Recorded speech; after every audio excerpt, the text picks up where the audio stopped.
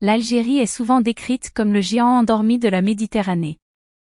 Un pays-continent assis sur ce que les experts nomment un scandale géologique tant ses richesses sont insolentes. Pourtant, pendant des décennies, le monde n'a vu en elle qu'un simple guichet automatique, un réservoir où l'Europe venait retirer son gaz et son pétrole. Cette époque est révolue. Oubliez les projections lointaines de 2035 ou 2050.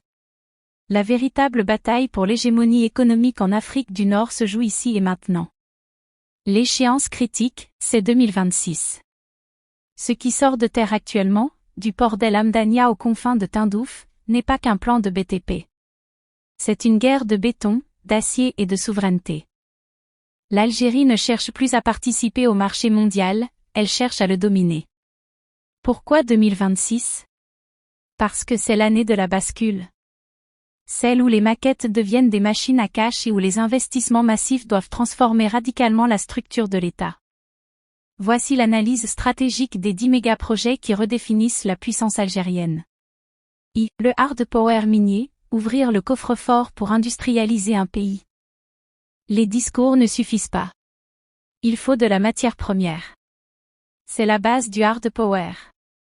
L'objectif pour 2026 est clair, l'arrêt total des importations de métaux et le début d'une exportation massive. 1.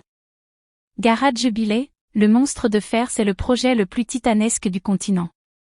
Situé à Tindouf, ce gisement possède des réserves estimées à 3,5 milliards de tonnes de fer. Longtemps jugé inexploitable à cause de sa teneur en phosphore, le verrou technologique a sauté grâce à un partenariat stratégique avec le consortium chinois CMH. En 2026, l'Algérie vise une extraction de 40 à 50 millions de tonnes par an. Ce fer alimentera les complexes de Bellara et de Toziali, créant une chaîne de valeur 100% intégrée. Du minerai brut à l'acier transformé. 2. Le projet phosphate intégré, PPI, l'or vert de l'Est. Si le fer construit les villes, le phosphate nourrit les peuples. Avec un investissement de 7 milliards de dollars à Tébessa, l'Algérie vise le top 3 mondial des exportateurs d'engrais. Dans un contexte de crise alimentaire mondiale, contrôler les engrais est un levier diplomatique surpuissant. D'ici 2026, les unités de transformation de Soukara entreront en service, faisant de l'Algérie le grenier à engrais de la Méditerranée. 3. Zinc et plomb de Oued Amizour, moins médiatisé mais tout aussi critique. Ce gisement à Béjaïa est parmi les 10 plus grands au monde. Le zinc est vital pour la galvanisation de l'acier produit à l'ouest. L'Algérie ne construit pas des projets isolés, elle maille un écosystème industriel autonome capable de résister aux chocs extérieurs. 2.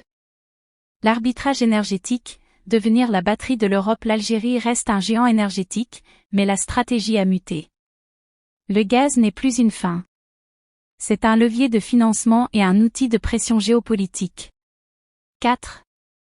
Le gazoduc transsaharien, TSGP, l'artère africaine. C'est le projet du siècle pour l'intégration du continent.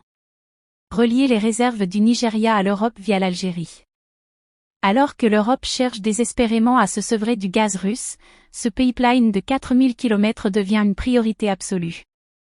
En contrôlant le robinet du gaz africain, Alger sécurise sa position de partenaire stratégique incontournable pour Bruxelles. 5.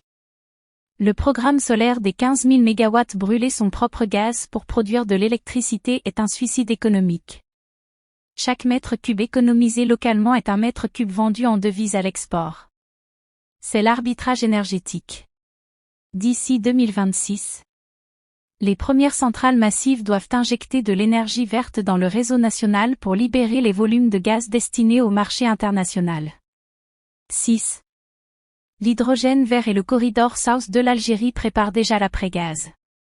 Le projet South 2 vise à transporter de l'hydrogène produit dans le Sahara vers l'Allemagne et l'Autriche via l'Italie.